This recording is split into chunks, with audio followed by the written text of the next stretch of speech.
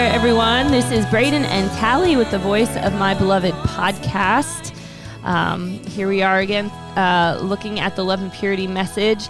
At this point, we've been giving kind of tips on how to set yourself apart, how to walk a set apart lifestyle here in this culture, because in this culture we're just pretty much inundated with all kinds of things that are not of God. Yes, you pretty much have to be set to go against the stream, yes. Go upstream if you're going to embrace a different lifestyle, a holy lifestyle, pure yes. lifestyle in our culture today. Mm-hmm. So we have to be intentional. Intentional, yeah, and not just go with the flow. Someone just was talking this past weekend. We were out in Springfield area, and he was saying, if you take a canoe and you go stick it in the river, and you just don't do anything, you pretty much just float on downstream.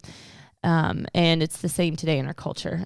If you want to, if you want to go not end up in the same place that the rest of the culture is ending up, you're going to have to paddle. You have to go against the stream. And so that's what we want to do.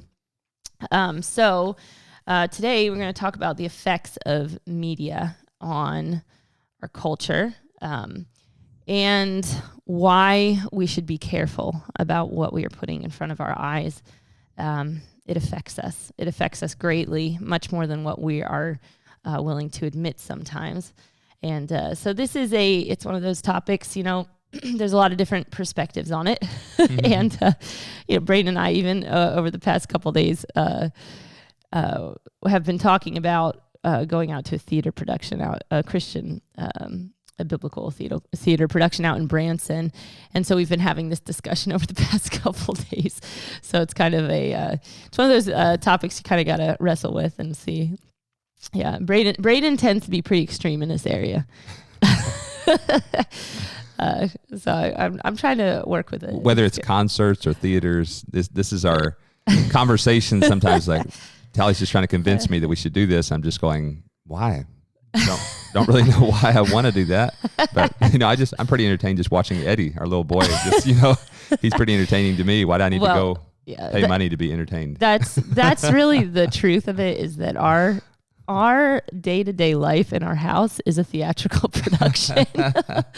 Braden and I just yesterday we had music on it, and we were pretty much just dancing around with the children. Like, I can just have plenty of fun just entertaining myself. It is. It's good fun. Yeah.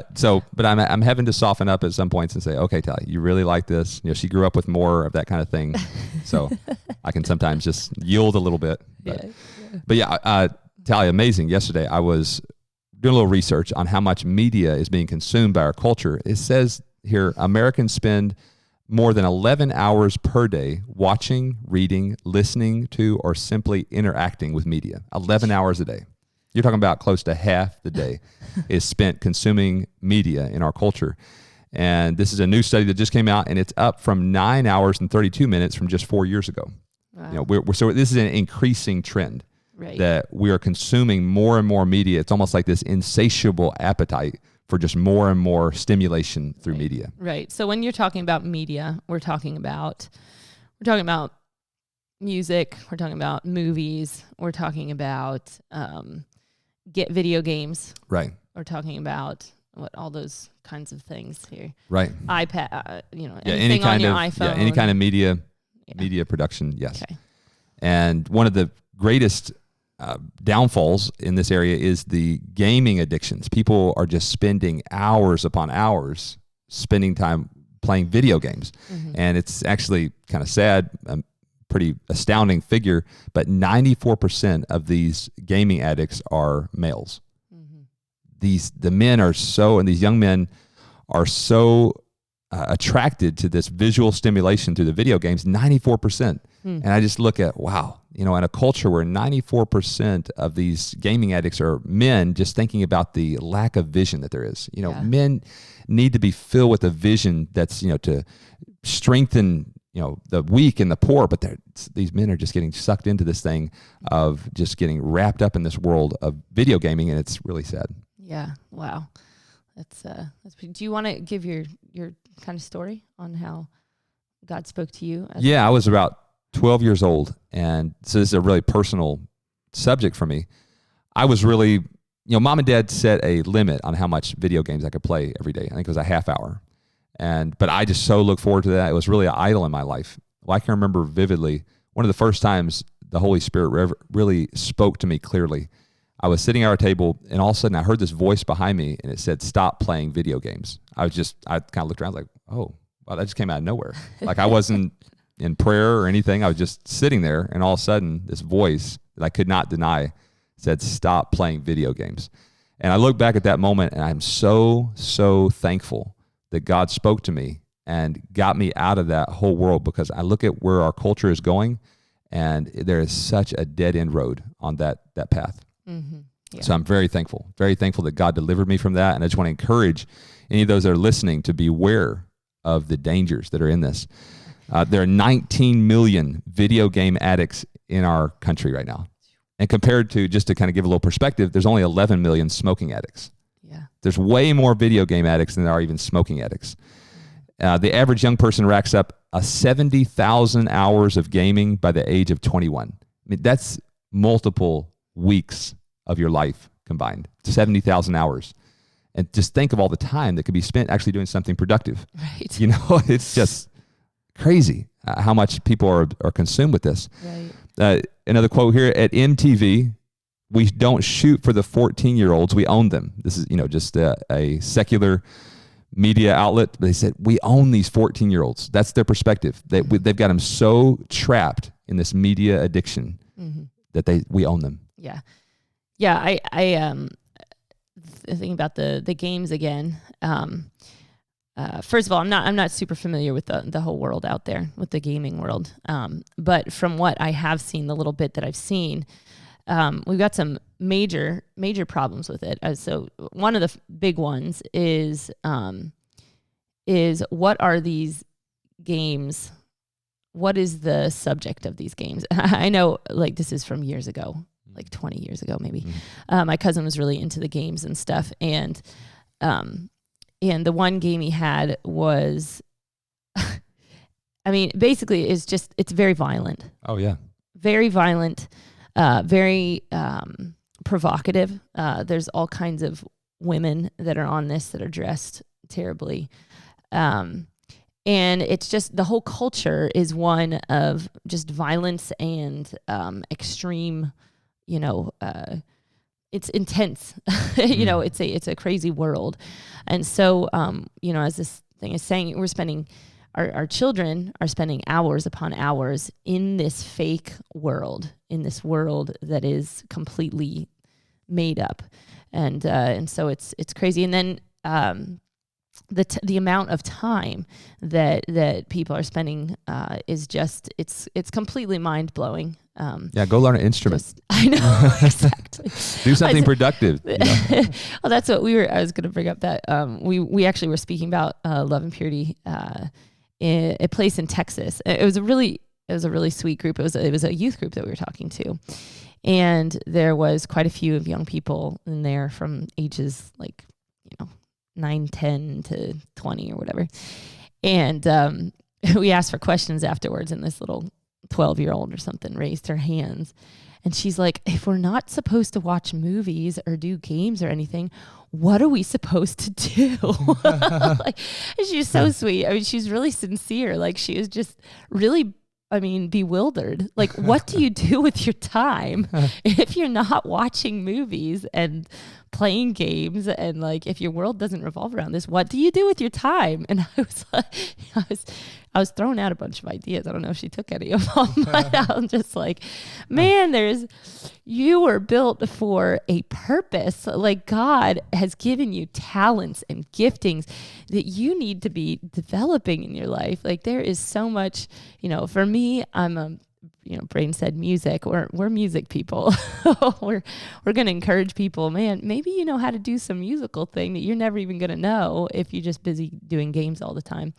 And the verse that really sticks out to me is the one where it says, or it's talking about the harvest. It's talking about the laborers are few, and pray to the God of the harvest to send out the laborers. And so, there's so much work to be done, especially in our generation as we're getting ready. We're getting ready for the bridegroom to come. There's so many preparations that need to be done on a spiritual level, but also on a practical level. I mean, there are people that need to be reached out to. There are, this is why God said that there's always going to be the poor around us, because there's always going to be a place of ministry that's available. And so, man, there's just so much that we need to be investing in, as far as we don't have time for it. We don't have time to be watching the movies. We don't have time to be doing these gaming and things like that. There's so much to be done in the kingdom. Yeah, and just want to mention too, a lot of these stats that I'm getting here come from a documentary, a whole series done. It's called Media on the Brain. And I recommend this. It's a great series, and he just goes through all these scientific facts, and they're just coming out with this research talking about the negative effects on your brain. Like, you just have holes in your brain, just like very similar to a cocaine addict. If you're addicted to video games, if you're addicted to this media stuff, then you've got a major brain problem. And that's what our culture is running into, and we have to be aware of it. The scripture says, my people perish for lack of knowledge. And so one of the reasons Tally and I are putting this out is we want to give you that knowledge so that you can spread it around and help people realize they're destroying their minds by being addicted to this stuff.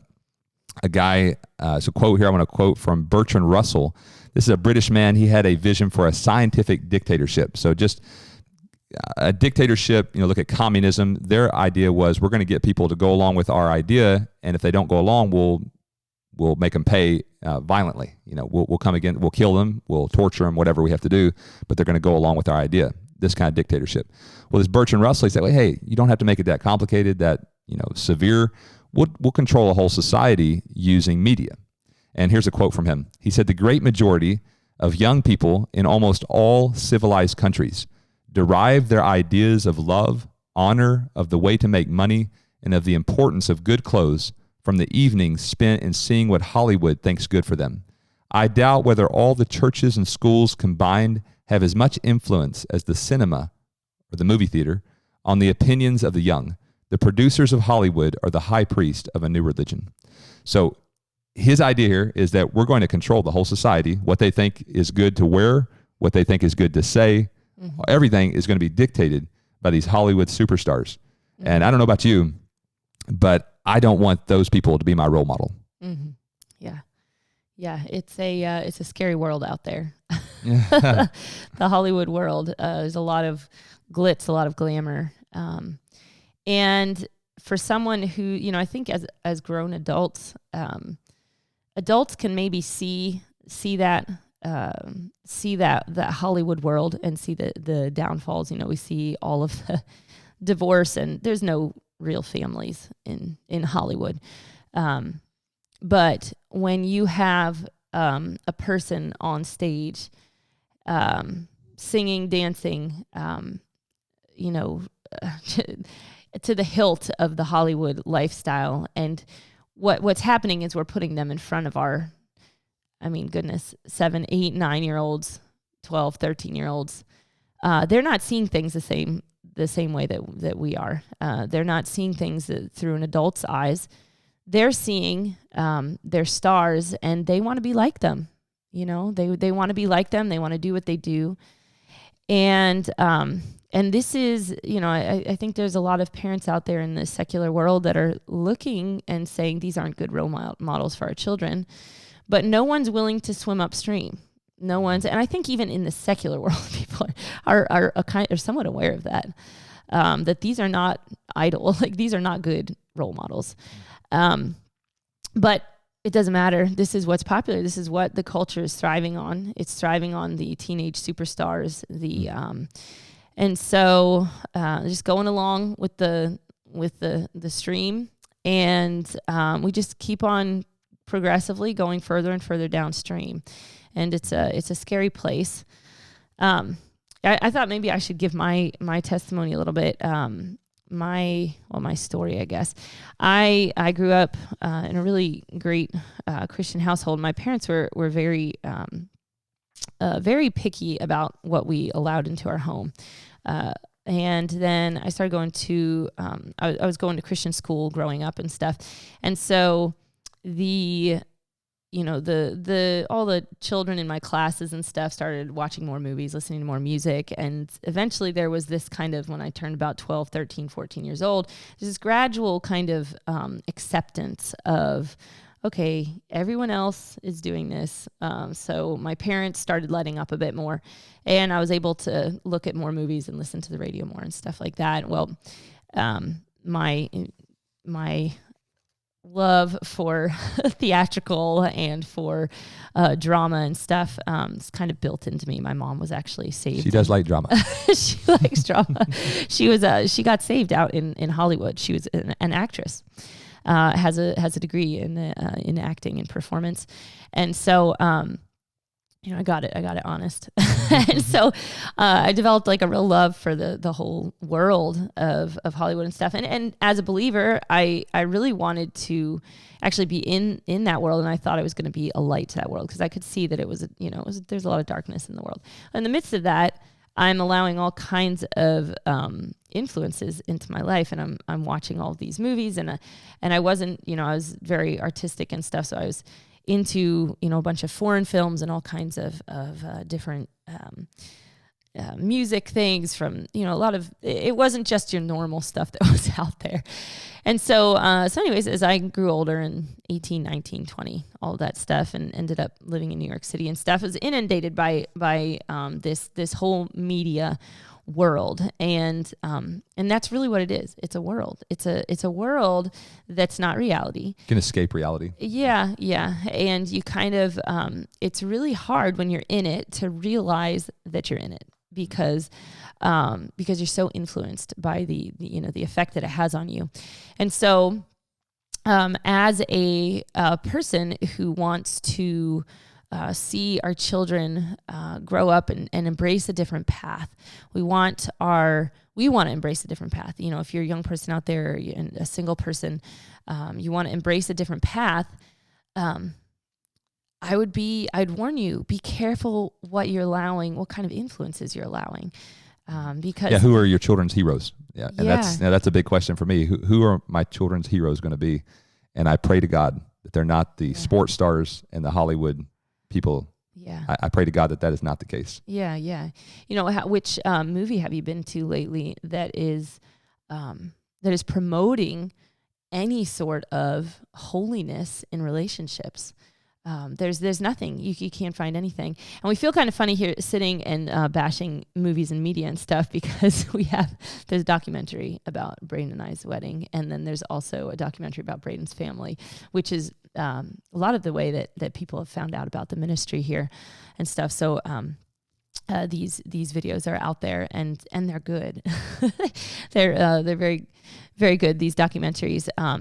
But most of what you see out there in the secular world, and sometimes even in the Christian world, is